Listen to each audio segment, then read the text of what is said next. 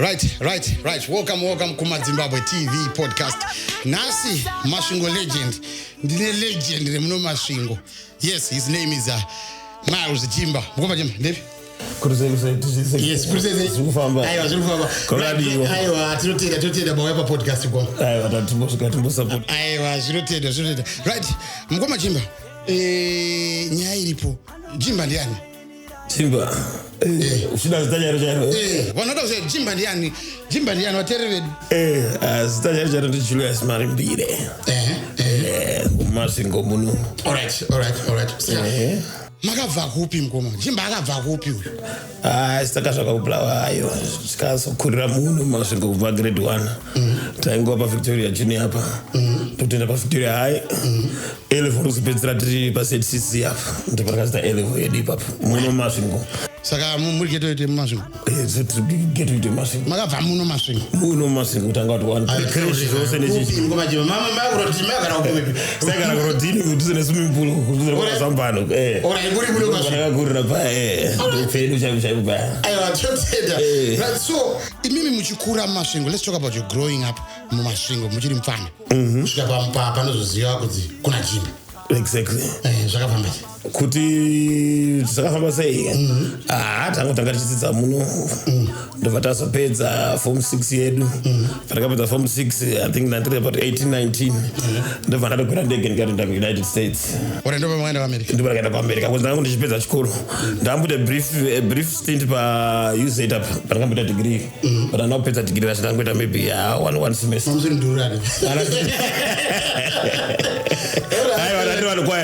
Visa rakazobula tichangotanga university saka. Ndibona watakaenda kuAmerica. Vangaita karawo takazotera hedu asakada tiri vadoko chaiko. Alright. Okay, Mukoma Jimba. Looking at you pakaita muri vadoki. I know you went to America. Mainoitei kuAmerica mukoma because kwakudhara kako zvasati vanhu vaenda na UK. Kwakudhara akamana 99 so izo taenda ma studies ipapo. Alright. Ipapo ma studies ipapo ndanaenda kulachi ndaleta RN ndaleta nesha ipapo mazoya. Wow. Saka zvevanhu vakumhanyira kuna UK makatozvi experience. Takatozvi experience. Takada mu 12 years to America. Tagarisa. Let's talk about Mukoma Jimba. There was a time muri kuAmerica usimo mazimota mama chichaitika. Paishandwa kuAmerica. Okay. Takazoti tapedza zvechikoro. Ndozovhura office yedu business rataita kuAmerica ikoko. Alright. Ndobva tazoinvesta kuno kumusha tichibva. Sa mama kupinza mota mazvaya. Tasada kuti mama kupinza mota. Tasada kupinza mota, mabhazi, marori zvose ipapo. Alright, datara yai kuAmerica mukoma. Mimi takangokura chinzwa kuti Mukoma Jimba ari kuAmerica, Mukoma Jimba asisi kuAmerica. Chii chakaitika kuAmerica? Mbuya dzataura kuAmerica. Yakazvita kuti mukaita chadori kuAmerica. Taidzoka kumusha kuzoshanda, tatashanda kuAmerica tikagadzoka kumusha. Timoinvesta kuno. Because instead kukura kuti akoti baya kuAmerica.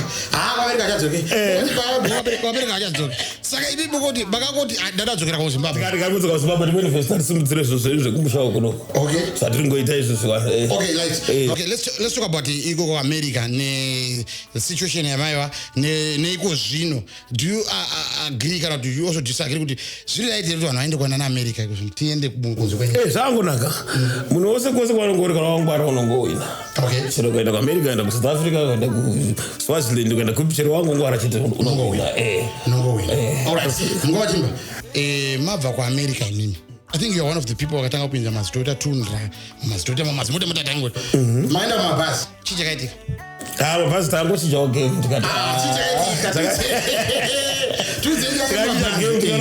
Tikanoita rimwe business urisiri remabhazi timoexpandawo tichichinja. Saka could you actually say kuti makabroke? Handina kuti takachinja game. Mabhazi takachinja game. Kumarori tichiri kwedu, kumarori tatambombira izvo tematankers edu, totakura malocal contracts akati one day off muno masi mabhazi takarega. Maona mabhazi ana mari? Na mari kwani maitira asina kuti tichazofadza mafungiro ataita isi. Alright. As your father, yes, like, subscribe YouTube, Facebook page, Zimbabwe TV podcast. My name is DJ CK Mkwasha. Wejishona nasi Masvingo Legend episode 2. Ndina Mukoma Miles Jimba. Right. Saka Mukoma Jimba. Imi madzoka maita mabhazi munomu.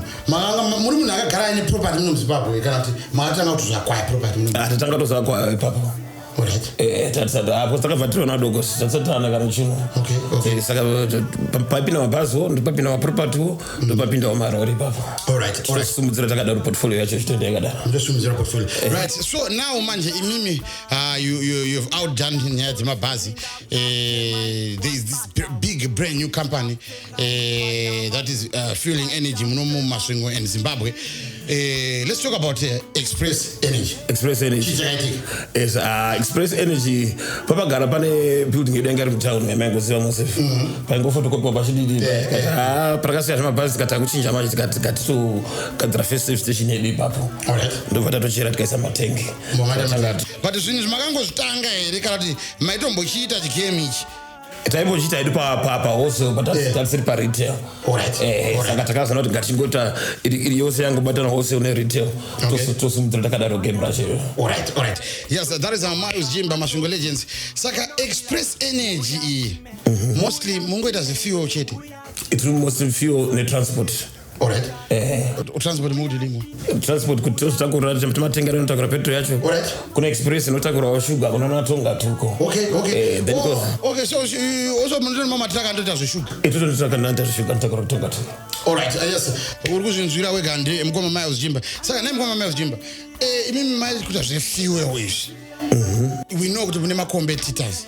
My business is not competitive. Imimi munorona say is this Express Energy expanding?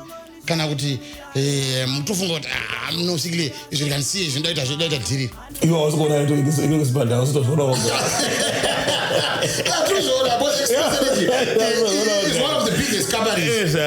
Tarovhura pademe mwa izvozvi and then timange maschools futi zvarakaisa matengi atongo supplier makambani atoisa zvimatengi vachitomwawo ipapo vakadaosa munoita zvimatengi mumaschools nemaprivate company vane zvikoro zvavo they should actually approach Express Energy nemakambani tivaisira tenga ravo nepamp yavo tokasupply petrol saka tatova ne3 institutions atiri kuitira isusu at the moment pamusoro pema-service station emaviri atinawo zvatangatanga nawo. Alright.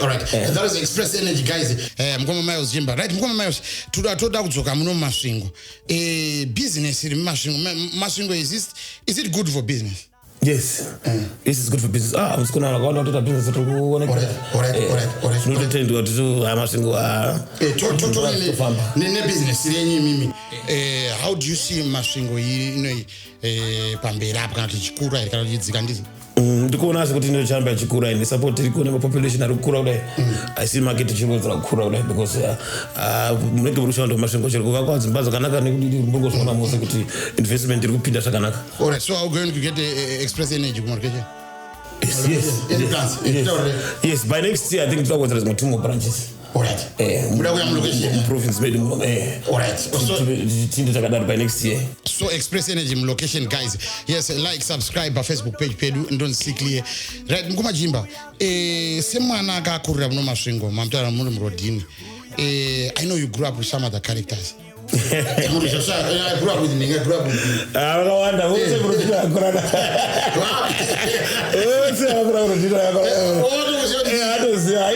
a big up my face good deal. What would you like to say? Kuna wafana, boss kuna wafana kavari kutoona pa Facebook pa YouTube pedu. Vanenge vari ku ma locations. Vari da kusvika pa level yenyu mukomo. I want to zvizvo angaita. Wakakura kushanda nesimba achibelieve kuti vangeta basa ravo vachikuda zvinhu zviri right vaisiyana nyaya dzema-drugs nechichichi andiona zvinhu zvichibudirira ma-opportunities anowanikwa asi adida focus manje zvatambotaura zvachero uchida kukura ndege uchida uchikose kuda une focus mutaura yemafocus mabhebha anopedza mari ukasaita zvakanaka kana wari bhebha rako zvakanaka hazviravidzwi pano ukazodai pese manje uchidaidai usina focus futi yangosvita kose manje haisina target manje. That is Miles Jimba, guys. Yes, Masvingo Legend, episode 2. Yes, we always bring you the best. We are Zimbabwe TV podcast. Right, Saka Mukoma Jimba. Imimi, zvigabatsirirewo some other businesses. I know you have some opportunities. I'm down to for. What's coming up? It was usually mostly tachifunga kuti wedzera ma-service station mostly kusimboita fuel nemarentals iwo because ukaona chero papedo pa express pa MCBD apa takatofura nechicken hut ka saka tifura nemachicken hut koposi pati chifurawo franchise saka tikufranchise chicken hut as a brand yechikafu iyo and then mamwe mashops tichirendesa futi ipapo saka ndemwe department adada kugrowa nayo futi real estate ne-food industry iyo and real estate and food industry. So any last words kune vakateerera vari kuona right now? Fana ngakuramba kagunya zvinoita gunya focus chete masvingo kahwani right. Ndiri Mkwasha Shona, the people's DJ, don't see clear. Mkwasha Shona episode 2 yedu. Guys, like, subscribe ipapa nasi ndinamkoma Miles Jimba and we'll be expressive energy. Watch out for my adverts, they'll be coming in through zvinakidze zvizipe mkoma Jimba ndokutenda mkoma mauya nasi aiwa tose ngatirambe takabatana tingoshanda tose tichidai so soenda mberi simuseni pacheri soenda pacheri mkoma wangu clear ukona kuti job ababa gunya totenda with your support, with your love and your support zvinoita si clear rakavashika fara wedu zvinoita totenda wedu bakatera kana uchiona kwese kwauri like, subscribe, share nasi kuti madzibabo zvinhu hachizi chuno. Mkwasha Shona signing out.